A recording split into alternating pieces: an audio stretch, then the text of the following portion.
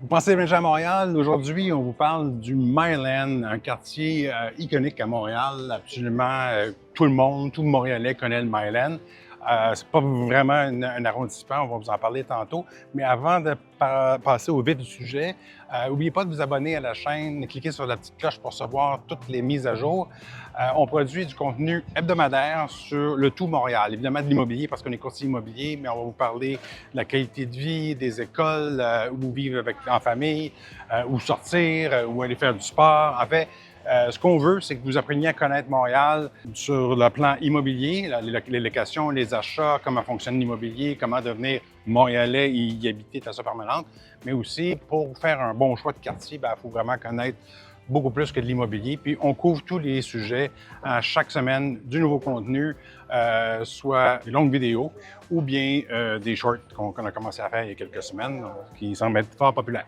Alors aujourd'hui, je vous représente encore une fois Bruno Suliman. Bruno est courtier immobilier dans l'équipe, donc c'est un de mes partenaires. Bruno est d'origine française, mais était arrivé ici il y a très longtemps. J'avais 12 ans. 12 ans, donc quelques très années. longtemps. Puis Bruno, tu habitais pas loin ici en plus, toi. Moi, j'habitais dans le Myland. OK. J'habitais aussi sur le plateau. J'habitais dans Rosemont. C'est un quartier que je connais vraiment très bien. Ça, c'est tous des quartiers qui sont connus l'un sur l'autre, c'est ça, connexes, exactement. Le Myland, c'est un de mes quartiers vraiment préférés. La raison pourquoi, c'est que c'est vraiment justement, vu que c'est connexe à tous les quartiers qui sont à côté du plateau, tout ça, fait que c'est vraiment facile d'accès. Puis Montréal, on peut le faire à pied. Là. Ouais. C'est facile de le faire à pied, donc c'est facile de changer de quartier. Fait qu'on découvre beaucoup de choses en même temps ici. C'est ça. En parlant de la géographie un petit peu, là, parce que on va en parler après, mais c'est un quartier qui est très original, différent des autres. C'est très multiculturel. Puis tu pourras parler dans 2 minutes de l'histoire du Myland. Ça s'explique de façon historique. Le nom Myland, d'ailleurs, veut dire quelque chose. C'était le bout d'un chemin. Au niveau de l'emplacement aussi, c'est juste à côté de Outremont, qui est dans le fond un quartier francophone assez reconnu à Montréal. C'est adossé à la montagne de Mont-Royal. Donc, on est très près du Mont-Royal pour les gens qui veulent aller faire du sport, tout ça, ou aller en forêt. Donc, on Des est pique-niques. C'est une forêt, une montagne qui est en plein milieu du centre de Montréal. On est à côté. Et d'un autre côté, c'est Rosemont. Ouais. Et au sud, c'est le plateau Mont-Royal. En réalité, administrativement, ça appartient au plateau Mont-Royal en termes d'arrondissement. Et au nord, on tourne dans Rosemont, le Maillet, la Petite-Patrie, puis après ça, Villeray. C'est tous des quartiers qu'on parle beaucoup. Ouais. C'est vraiment l'épicentre d'une vie de quartier. Ces quartiers-là, là, c'est vraiment des petits commerces je ne sais pas si vous voyez un peu deviner depuis tantôt qu'on marche, là, c'est tous des petits quartiers. C'est très local comme communauté. En fait, le Myland, lui, ça a été créé au début du dernier siècle, dans les années 1900, à peu près 1920. Et ça s'est basé surtout sur l'immigration. Il y a eu beaucoup d'immigration qui ont formé le quartier. Là, on parle des Italiens, des Hollandais, des Russes, des Ukrainiens, des Juifs aussi qui sont arrivés et qui ont créé le Myland. Fait que c'est depuis vraiment le début du dernier siècle qui a fait en sorte que le Myland est devenu Myland. Dans les années 80-90 aussi, dans les années 80, il y a eu beaucoup d'artistes qui sont venus s'installer ici parce que les loyers n'étaient pas chers. Donc, il y a eu beaucoup de lofts puis d'artistes. C'est plus nécessairement le cas, là. Les loyers ont monté pas mal. Non, c'est plutôt la même chose. Là. Mais dans les années 80, c'est plus les artistes qui sont venus s'installer ici. Donc, il y a eu beaucoup de studios d'artistes, de lofts, etc. Et dans les années 90, avec la firme française Ubisoft, qui est venue s'installer un petit peu plus loin d'ailleurs, à quelques rues d'ici. On va passer juste à côté. Tantôt. Ça a fait en sorte qu'il y a beaucoup de jeunes professionnels et de professionnels, des jeunes familles aussi, qui sont venus s'installer à Montréal. Beaucoup de Français aussi. Et donc là, c'est devenu un quartier vraiment très éclectique à ce niveau aussi.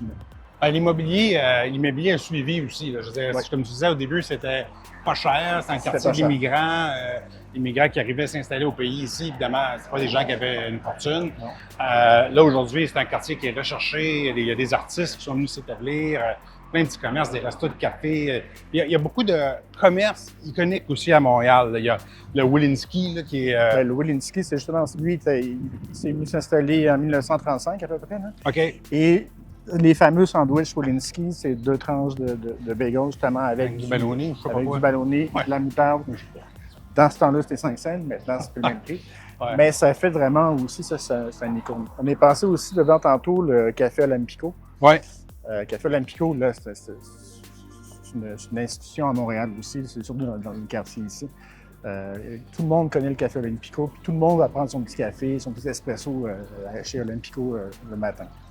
Ouais. Ben, il y en a plein. Là. Même la crème glacée, là, il y a une affaire qui s'appelle Kim Koba, là, qui est pas loin, qui est une famille vietnamienne qui a ouvert une crèmerie. Puis c'est iconique. Là, tu vas là le soir, puis il y a des line-up de 50-75 personnes pour un cornet de crème glacée. On pourrait en nommer, là, ça pourrait finir. D'ailleurs, quand on va revenir à la voiture tantôt, moi, je vais m'acheter un sac de bagels. Fait que on pourra filmer à l'intérieur d'un de ces commerces-là. Vous allez voir, ils font que des bagels sur place. Là, on ramasse ça, c'est chaud. Puis c'est vraiment intéressant. Il y a plusieurs communautés qui vivent encore. Là. C'est quand même assez francophone, je dirais, quand même, comme secteur. Bien, c'est un quartier très apprécié d'ailleurs de la part des Français parce qu'il y a beaucoup moins de Français que, mettons, sur le plateau. Oui. Si quelqu'un ne veut pas trop vivre en autarcie, là, ils veulent... Ouais, exactement. Ouais. Puis, mais c'est un quartier très francophone encore. Oui. Puis on est à côté d'Outremont, qui est dans le fond le quartier francophone là, un peu plus huppé là, de Montréal. Ouais. Fait que, tu sais, c'est ça, c'est tout Rosemont de l'autre bord qui est très francophone. Fait qu'on est vraiment autour de quartier. Mais il y a des communautés, comme il y a une communauté juive hassidique qui est à cheval entre Outremont et donc la portion est de Outremont et une partie du Myland ici. Là. Ouais. Bien, ils sont venus s'installer au départ dans le Myland puis ils ont vraiment immigré vers Outremont, qui sont vraiment appropriés ce quartier-là aussi. Là, je vais juste faire le tour ici. Vous voyez un bâtiment derrière moi. Je ne sais pas si on voit la pancarte d'un poteau de lumière. Attendez, je vais essayer d'aller dans la rue. Ben, ça, c'est les bureaux de la compagnie de logiciels Ubisoft, là, que tout le monde connaît, qui ont ouvert des studios ici. Donc, on voit juste, évidemment, un coin du bâtiment, là, mais c'est très grand. Là, ça continue par là-bas, puis ça fait un L. Là, on arrive sur la rue Saint-Laurent, qui est la rue qui divise Montréal d'est en ouest. Ouais. Donc, les adresses, c'est un petit truc, les gens qui ne le savent pas. Quand vous prenez une rue qui longe le fleuve Saint-Laurent, donc qui va d'est en ouest à Montréal, les adresses commencent toutes à 0 à partir de cette rue-ci. Et quand ça va vers l'est, donc si vous trouvez une adresse qui est 1000 rue Beaubien-Est, on sait que c'est 1000 adresses à partir de cette rue-là. Ouais. Puis 50 Beaubien-Ouest, par exemple, ben, ça va être tout près d'ici. Parce toujours que à partir de Saint-Laurent. C'est le nord-sud, donc elle délimite le Montréal du nord au sud. En deux un peu. C'est exactement dans le centre, là, mais c'est plus ou moins dans le centre. Donc c'est une rue, évidemment, qui part du fleuve et qui continue jusqu'au bout à faire la ville, l'île au complet. Là. Ouais.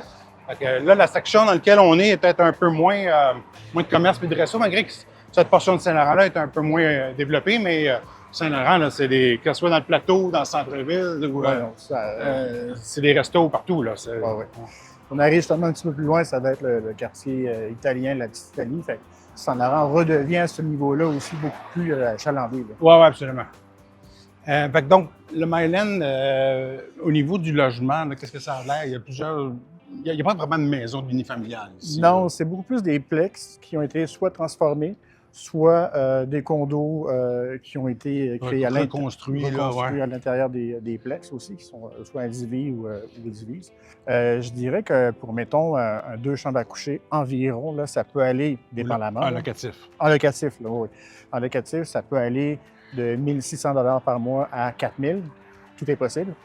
Et là, on parle d'un 2 chambres, donc soit un 60 mètres carrés jusqu'à peu près un 150 mètres carrés. Là aussi, ça dépend de ce qu'on a entre les mains. Parfait, oui. Puis à l'achat, il n'y a pas grand-chose en bas de 400 000 ici en copropriété. Puis quand vous êtes même à 400 000, ça va être soit petit, soit un demi-sous-sol, ou soit dans un état dans lequel il y a besoin un peu d'amour, un peu de rénovation, tout ça. Ouais. Ce qu'on fera, c'est qu'en studio, à la fin du vidéo, j'irai en studio et on passera en revue quelques transactions récentes, quelques produits à vendre. Ça vous donnera une idée au niveau de l'achat, mais c'est essentiellement un bâti de copropriété. C'est des condos, c'est surtout des anciens bâtiments rénovés. Mais comme tu dis, il y a eu des fois des bâtiments qui ont été détruits par le feu ou des anciennes manufactures, là, comme on voit depuis tantôt. Là, il y a une espèce de... Je ne sais pas ce que c'est exactement, là, une ancienne usine ou quelque chose. Là. C'est sûr qu'évidemment, ça va être démoli un jour, puis ça va être transféré en condo. Puis vous voyez devant moi ici, là, c'est tous des petits espaces là, convertis en propriété. C'est peut-être pas les plus luxueuses qu'on peut trouver là, dans ce secteur-ci. Là. Non, Ça va être plus beau sur les rues, ouais, par ça, là-bas plus, un peu. Ça va être... plus à l'ouest. Ouais. Pour ce qui est du transport ici, tout est vraiment à portée de main, je dirais, parce que il y a le métro Laurier qui est vraiment à 10 minutes de marche, environ 10-12 minutes de marche.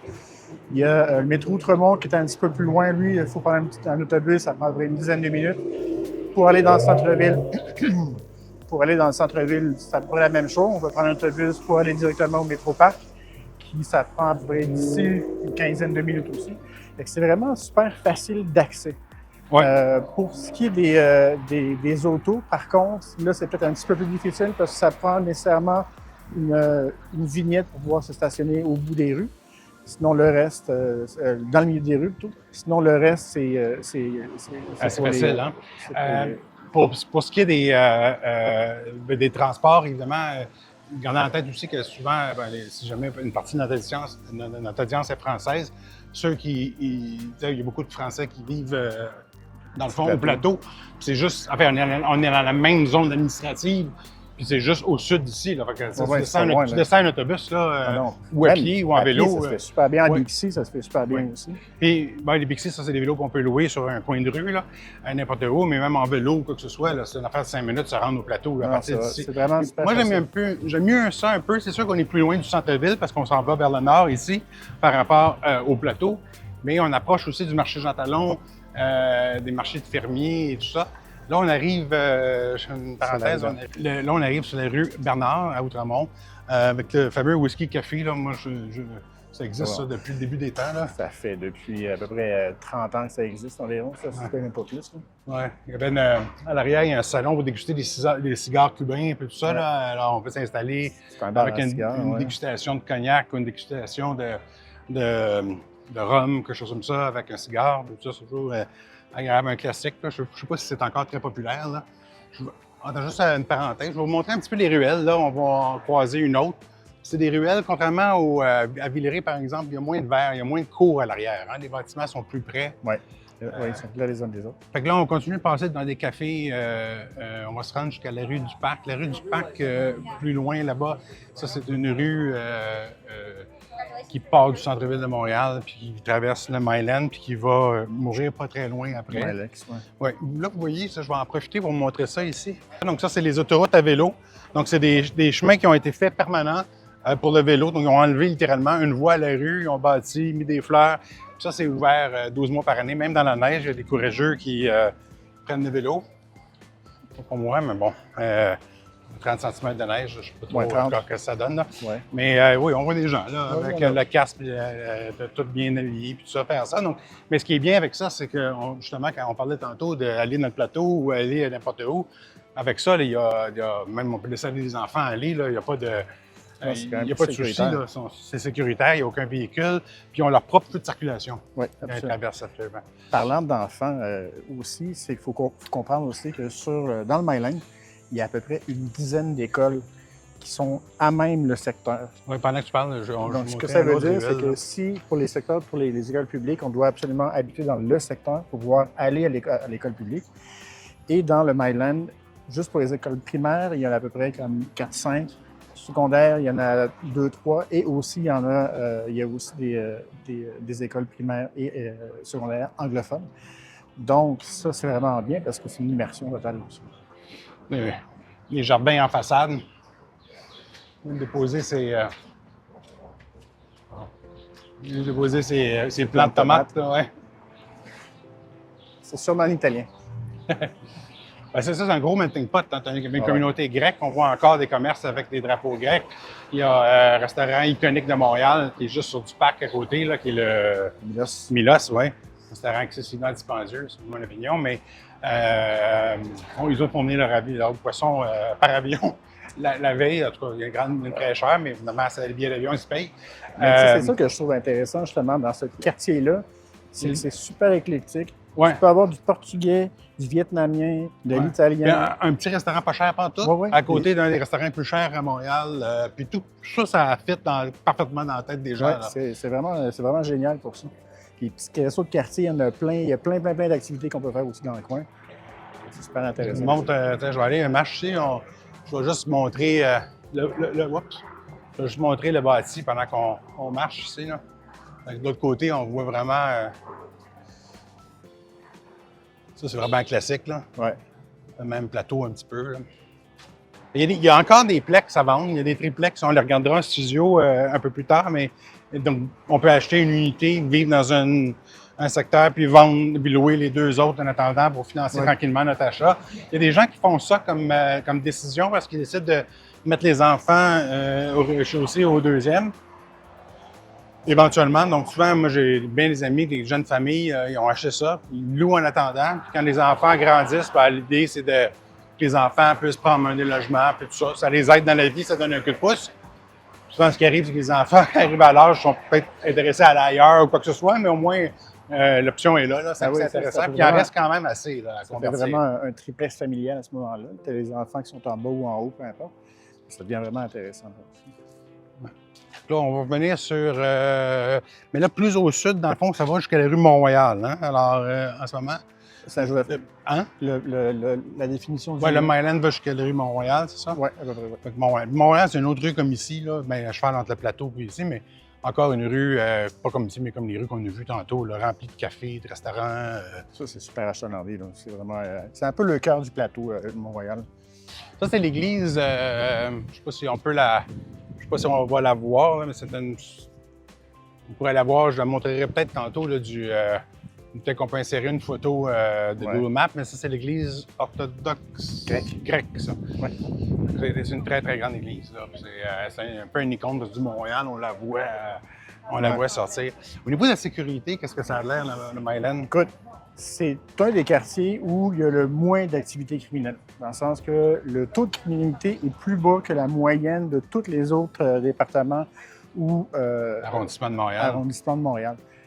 Fait qu'on voit, là, puis la criminalité qu'il y a ici, c'est généralement, bon, du petit vol à l'étalage, il n'y a pas d'agression en tant que telle. Fait que c'est super intéressant parce que le soir, quand on veut sortir, aller au restaurant ou quoi que ce soit, c'est quand même assez sécuritaire pour ça aussi, comparativement à d'autres quartiers qui sont un petit peu plus actifs.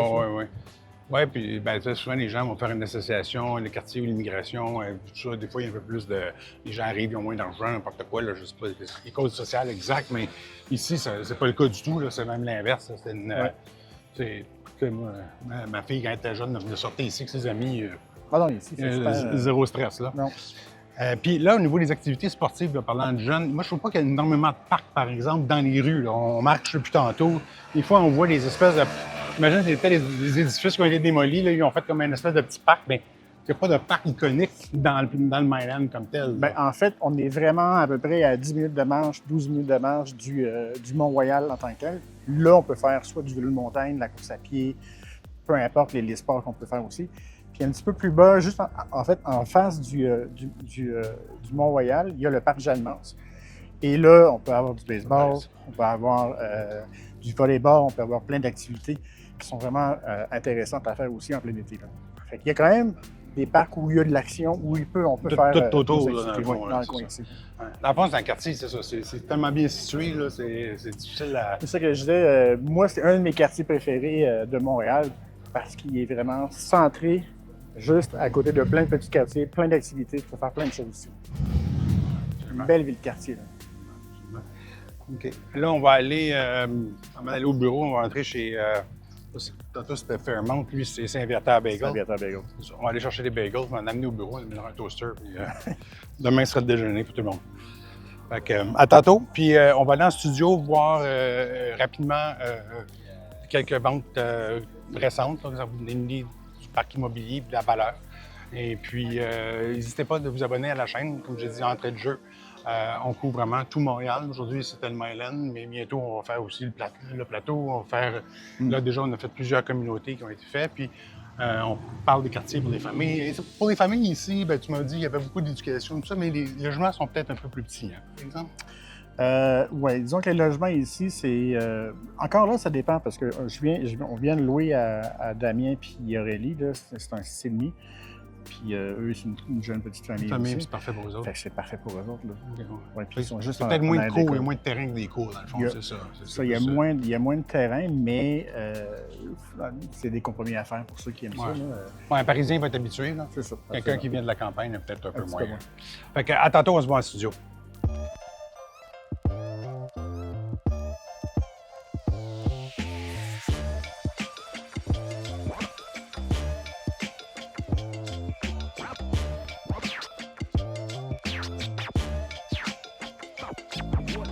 Alors, de retour dans le studio, je vais vous présenter quelques transactions récentes qui ont été faites donc à l'été 2024 dans le secteur du Myland. Je vais vous présenter 2 locations qui ont été faites et quelques achats.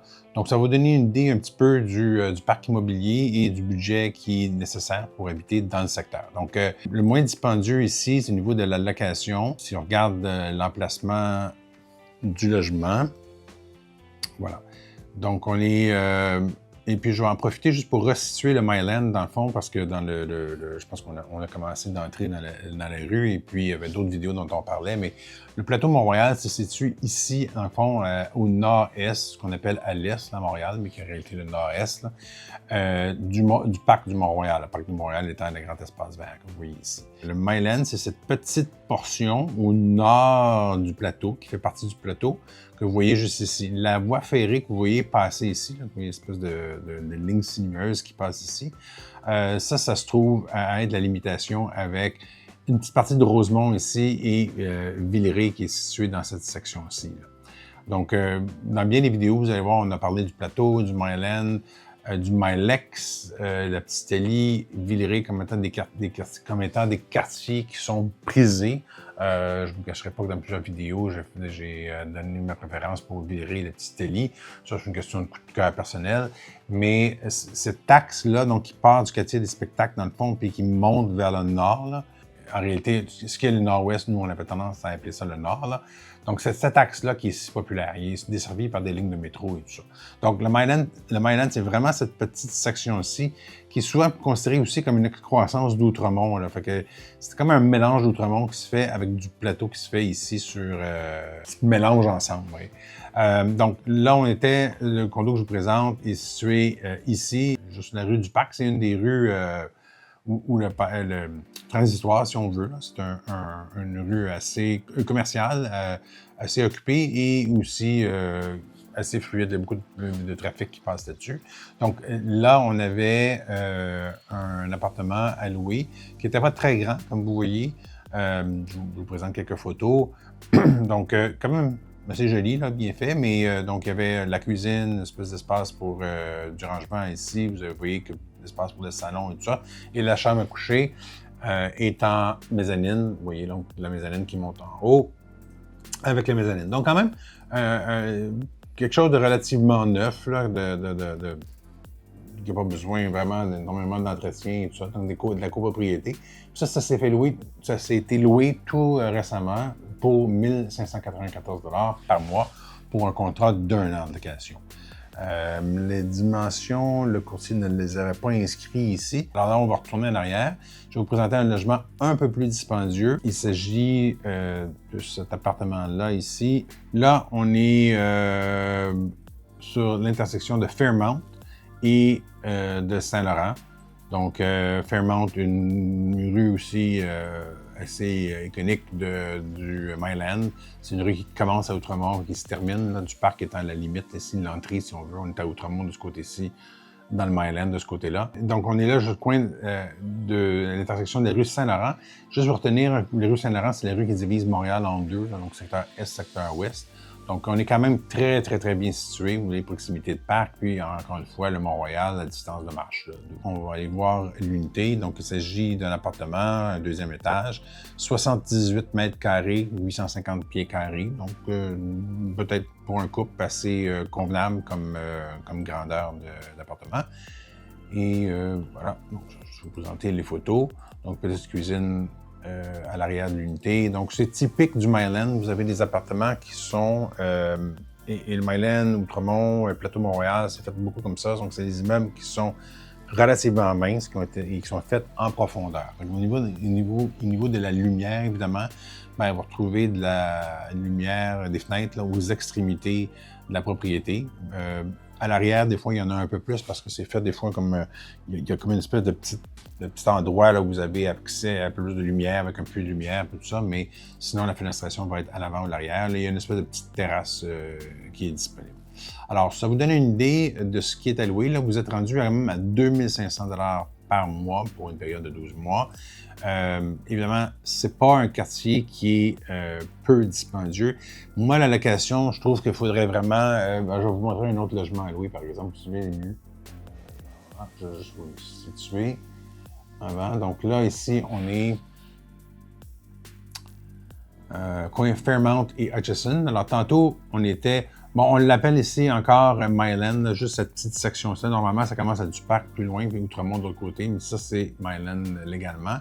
Vous savez, on avait la rue Saint-Laurent. Tantôt, on était ici. Donc là, on est un peu plus près du Mont-Royal. On est vraiment à distance de marche. Vous allez faire votre jogging, du ski de fond l'hiver, tout ça, vous êtes vraiment à côté.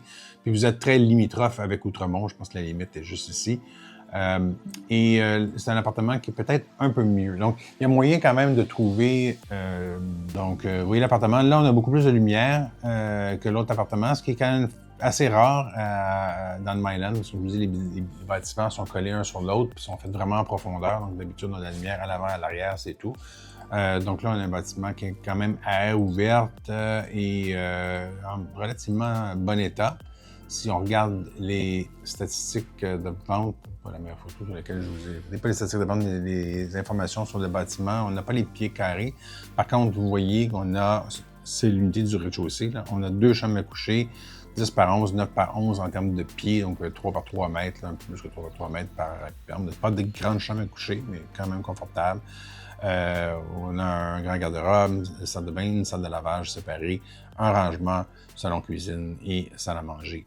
Donc, pas des grandes pièces, là, vous le voyez par dessus, mais tout relativement confortable. Puis ça aussi, ça s'est loué 2600 $ par mois, donc à peu près la même chose que l'autre qu'on a vu. Donc, ça va donner une idée du budget. Ce que j'allais dire plus tôt d'entrée de jeu, c'est que souvent, des montées plus haut que ça vaut souvent plus la peine d'acheter que de louer.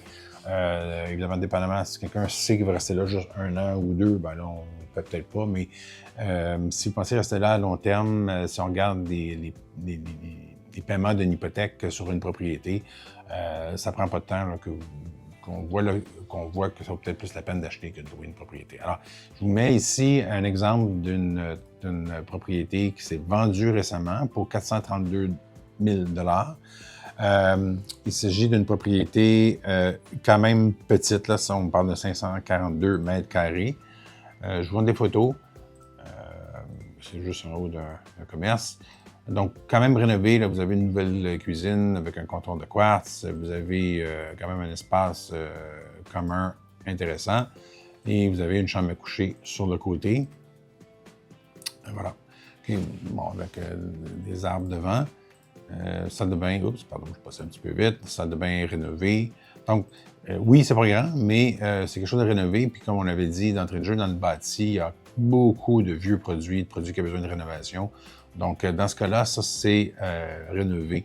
Donc, voilà. Puis là, ça se compare, le paiement d'hypothèque commence à se comparer pas mal au coût d'acquisition d'une propriété. Je monte en prix un petit peu, donc 570 000. Là, on a 61 mètres carrés. On augmente un peu en espace. Bon, ce pas des unités qui sont assez grandes pour des familles, là. Dans ce cas-ci, on a 2 chambres à coucher, une salle de bain complète et c'est un 3e étage. Alors, puis évidemment, bon, on voit qu'un des attraits pour l'unité, évidemment, c'est son balcon. Les pieds carrés habitables n'incluent pas les balcons, là. Donc, quand je vous parlais de pieds ou mètres carrés habitables, on parle uniquement du logement intérieur. Bon, on voit le genre d'immeuble. Là, normalement, c'est typique à Montréal. Pour accéder à votre immeuble, vous devez monter l'escalier jusqu'au 2e étage. Là, vous avez une porte pour la personne qui vit ici et une autre porte pour qui monte un escalier qui, lui, est intérieur. C'est très fréquent de voir ce genre de construction-là ici. Là, vous voyez, ça, c'est l'escalier qui arrive.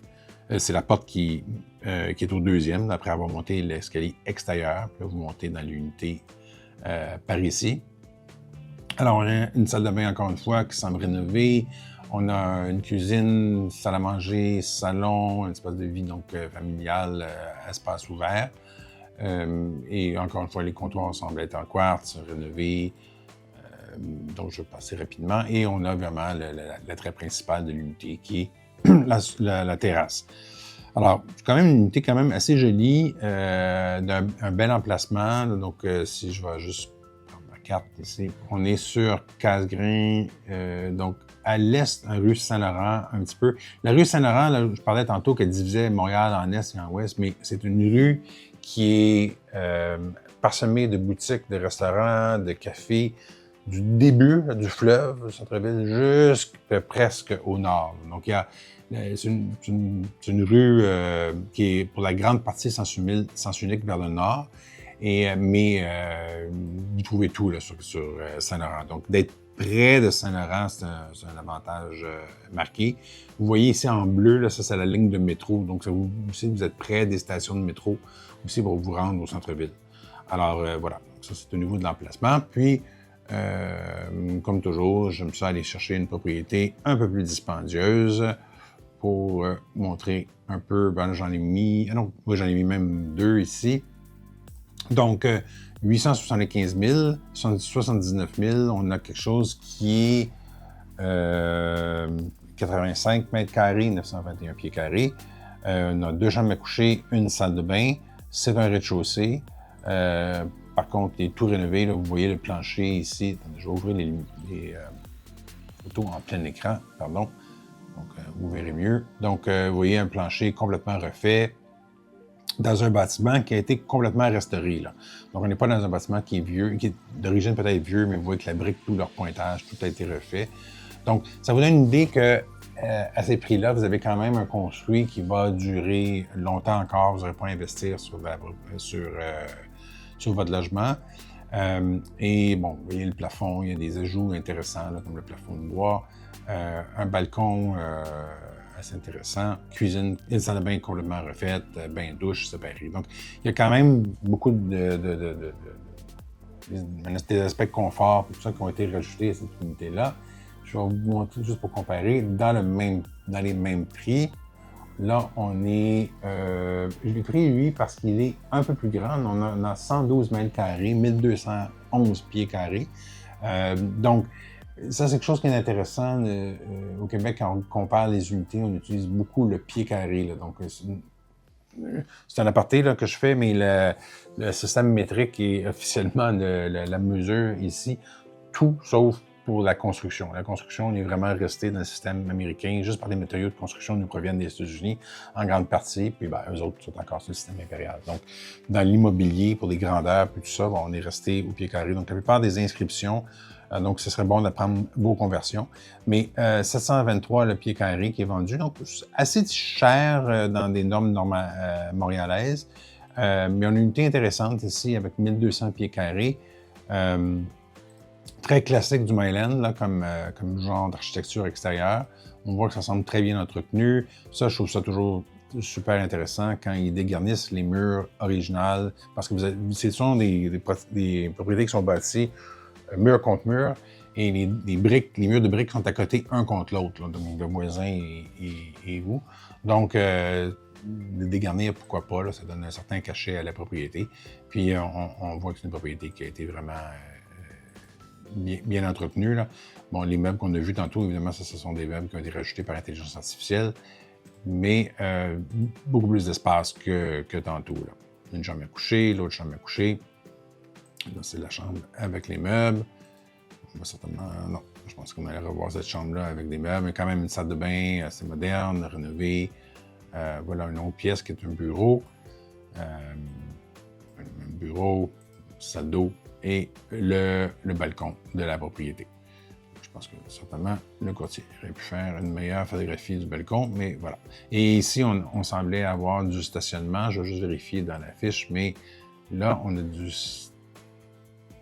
Pardon. Oui, alors du stationnement en allée. Donc ça, c'est un avantage indéniable parce que sur le plateau et dans le Myland, la majorité des stationnements ne sont pas privatifs. Donc, vous stationnez sur la rue avec une vignette de la ville. Donc ça, ils ont résorbé quand même le problème dans les dernières années parce qu'il y a 20 ans avant l'époque des vignettes, c'était le bordel parce que en soirée, les gens arrivaient dans les restos, dans les bars, puis là, vous arriviez du bureau tard, puis c'était presque infaisable de trouver un stationnement près de votre logement. Imaginez si vous arrivez avec l'épicerie, c'était plusieurs allers-retours à faire sur plusieurs blocs de rue. Ça, c'est terminé maintenant avec le système de vignettes. Normalement, les gens sont capables de trouver du stationnement à proximité. Mais là, ici, ça, c'est un nec plus ultra, là, c'est d'avoir un stationnement à l'arrière pour au moins une voiture. Donc, évidemment, comme vous avez fait à l'épicerie, vous utilisez la voiture qui, si vous utilisez plus qu'une voiture, là, vous prendrez la voiture qui sert essentiellement pardon, vous prendrez la voiture qui est stationnée à même la propriété. Alors voilà, ça fait le tour un petit peu du secteur. Évidemment, en termes de prix, ça monte encore plus haut. Je voudrais que dans le plateau, peut-être si jamais vous allez chercher des propriétés plus hautes, peut-être un peu plus de choix au plateau, ou si vous allez plus au nord dans le secteur de Villeray. Merci pour le visionnement aujourd'hui. Je vous encourage évidemment à s'abonner à notre chaîne. Comme j'ai dit d'entrée de jeu, on fait des capsules chaque semaine qui couvrent tous les quartiers de la ville de Montréal, la qualité de vie, beaucoup de sujets sur s'établir à Montréal, comme comment notre système fonctionne ici. Évidemment, le côté immobilier, les appartements qui sont alloués, à vendre et comment faire si vous voulez vous trouver un logement à Montréal. Surtout, si jamais vous prévoyez venir prochainement, n'oubliez pas, vous avez un lien dans la description. Vous pouvez prendre un rendez-vous en vidéoconférence. Ça va nous faire plaisir de vous parler, comprendre vos besoins et on va vous assister. Et je vous rappelle que le système québécois de l'immobilier est conçu de telle sorte que ce sont le locataire ou le propriétaire qui paie les rétributions des courtiers. Donc, nos services à vous sont entièrement gratuits. Alors, à bientôt.